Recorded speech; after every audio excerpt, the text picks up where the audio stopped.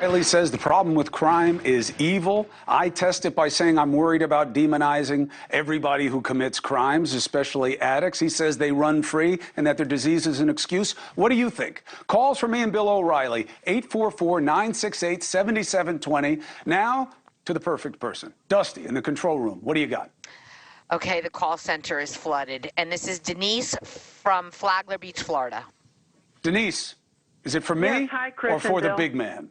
Both. Oh, what is it? I'm a retired educator. Actually, I taught critical thinking in high school and college.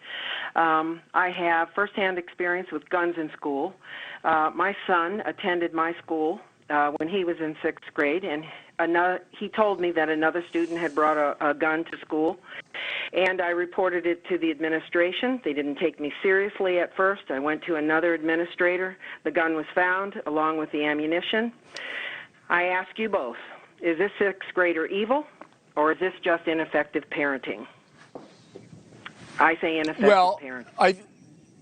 Denise, first of all, educators are underpraised in this country. I was a high school teacher. I don't know if Cuomo knew that or not, and that's why my grammar is better than his.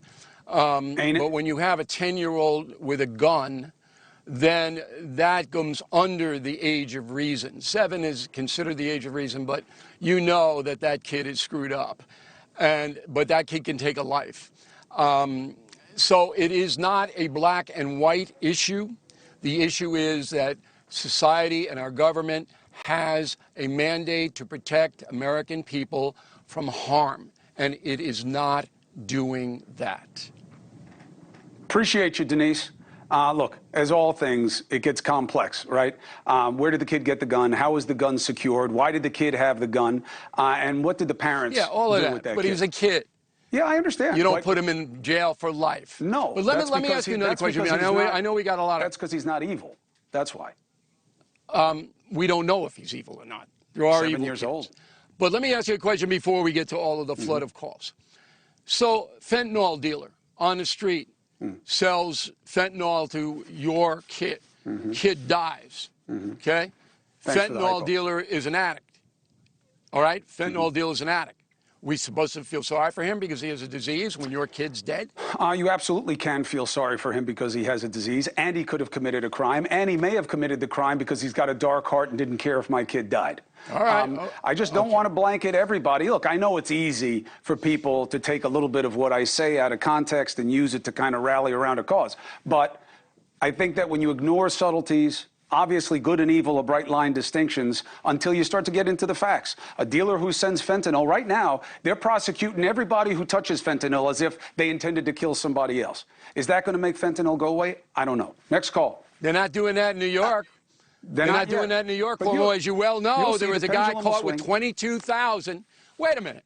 Your audience needs to know this. You just said they're prosecuting everybody with fentanyl. In New York, 2.5 weeks ago, a guy's caught by the NYPD with 22,000 fentanyl pills. Okay? He's out in 2 hours, and he'll never show up for his hearing. But he's being a cartel prosecuted. member. He's being prosecuted. No, prosecuted what? He's out. He's not coming back. He's out on bail. You don't know whether he's coming back. Are you little Bo Peep? Oh, here we go. You know, you called me that like 25 years ago, by the way.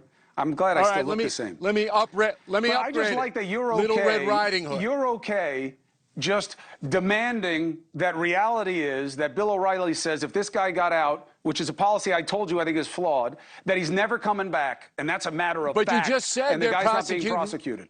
He's still being prosecuted, but it's a stupid policy. I'll bet you $1,000 now. I'll bet you $1,000 now to Big Brothers Big Sisters, okay, that he doesn't show for his hearing. You taking it? No. But I don't know that it's a matter of fact. There you go. Next call. You know what? Sorry. No more time.